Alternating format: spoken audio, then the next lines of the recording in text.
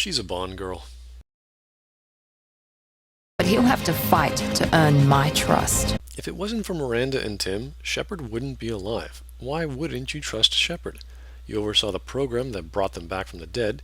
You're completely putting your faith in this person to work miracles. You made them Cyber Jesus. What's not to trust? What, are they going to evolve into Skynet? She's a genetically modified Bond girl in the future. And she's well aware of her talents, to the point of being bitter about being born, and the domineering control her father has shown in apparently every stage of her life. However, we do not quite understand the father's view of things. It appears he wishes her to live up to his expectations, which it seems her genetics and schooling have been geared toward. But it seems he wasn't exactly caring nor very fatherly about it, seeing her more as an asset than a person. This plays with her character arc, and we learn about the sister she never had, having saved her from a life of control by her father. Therefore, her loyalty mission is good. Like Kelly, she's one of the few that have a unique hairstyle, and I actually believe her romance as legitimate. There's not much to it, but that goes with every romance. There's potentially flirting, hugging, kissing, tension. Yeah, I can buy that.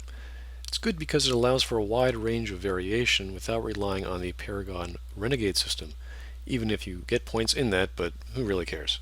More surprisingly, she gets two character arcs, but unfortunately they're all optional. One, similar to Jack's, which is about finally being able to accept someone for the person she is, and if brought along in the last fight and choosing to destroy the base, her dismissal and snubbing of Tim and Cerberus. Kind of funny too that this occurs only if Shepard decides to blow up the base.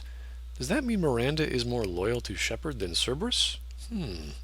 Again with the forced romances. Can't we all just talk to each other like civilized, suicidal people?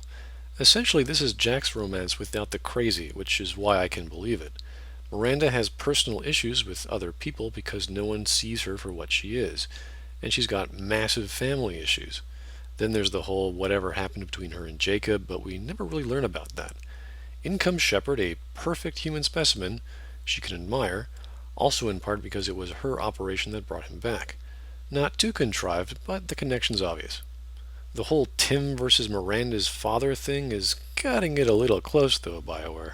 And the whole pro-Cerberus Miranda, anti-Cerberus Jack dichotomy, their scuffle, their personal issues of trust, having someone to relate to and finally accept them. I mean, we get it. It's like going to the ice cream science experiment parlor and ordering either the chocolate ripple or the chocolate fudge with nuts.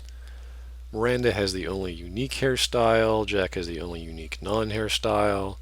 Miranda has a skin-tight catsuit, Jack is a catsuit.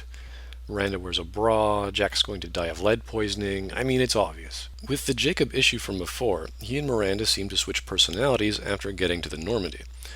With the whole marketing angle, I was thinking it was going to be a big challenge to get her to open up to fight to earn her trust, or get her to drop or solidify her loyalist status.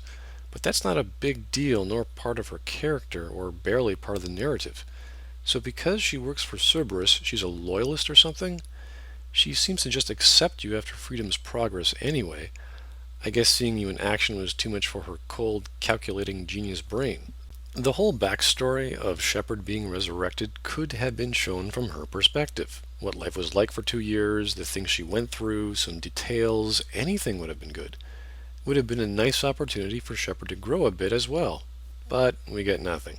She brought you back from the dead, and she wants to see the mission succeed.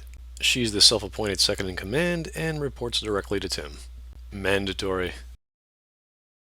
This, and this. Oh, no, I don't know. Okay. Miranda's loyalty is done well. Her best friend, or perhaps the longest trusted relationship she's had with someone, betrays her. However, due to his affiliation with her father, she sees the need to kill this person. Miranda is deadly serious about protecting the happiness of her sister, even if it risks killing the longtime and perhaps only friend she's ever implicitly trusted. This drives home the threat her father represents and the conviction Miranda has to protect her sister from an unloving, demanding, and ultimately unhappy life, with the fear and pain of removing her from an already normal, loving family. Even more precious to her than her own happiness, Shepard has the option of convincing Miranda to introduce herself to her sister. She doesn't want anything to interfere with the life she could have had. With a gentle nudge, Shepard can convince Miranda to tell Oriana she has a sister who loves her. Oriana, not too different from Miranda, acknowledges through an email the turn Shepard played in saving her normal life, and the realization that a silent guardian angel has been looking over her all these years. This email is perhaps the most heartfelt moment in the story, because it tells of an entire side of Miranda we never knew was possible. Being the self-appointed second in command, Miranda can fill the self-appointed plot leader role. You can try and kill her off, but only right at the end will she be able to shed some plot armor and bite the big one. So thanks BioWare for giving us a Bond girl. And now we'll get to the two characters everyone's been waiting for.